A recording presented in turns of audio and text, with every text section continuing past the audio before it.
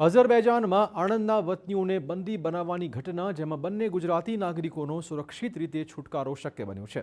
Operation Mahisagar અંતર્ગત બંનેને સુરક્ષિત ભારત પરત લવાયા છે. ધ્રુવ પટેલ, દીપિકા પટેલને સફળતાપૂર્વક વતન પહોંચાડી દેવાયા છે. વડોદરા એરપોર્ટ પર યુવક યુવતીને લેવા પરિવારના લોકો પહોંચી ગયા હતા. એરપોર્ટ પર પરિવારને જોઈને યુવક યુવતી ભાવુક થઈ ગયા હતા. આણંદના સાંસદ મિતેશ પટેલે ભારત સરકારનો ખાસ આભાર માન્યો હતો. અઝરબૈજાનમાં બંદી બનાવાયેલ યુવક યુવતી હેમખેમ ભારત પરત ફર્યા છે. ગુજરાતી યુવાનો સાથે ફસાયેલ એક પંજાબી યુવકને પણ છોડાવાયો છે. આણંદના સાંસદ મિતેશ પટેલ પણ એરપોર્ટ પહોંચ્યા હતા.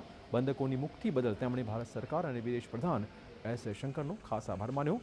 આ સાથે તેમણે ટકોર કરી હતી કે યુવાનો આ રીતે આંધળું કરીને વિદેશ ન જાય. જ્યારે પોલીસ ત્યાં ગઈ ત્યારે ત્યાં આગળ બીજા 3 જણા ત્યાંના લોકલ જે આ લોકોને કિડનેપ કર્યા હતા એ લોકોને પણ એરેસ્ટ કરી લેવામાં આવ્યા છે.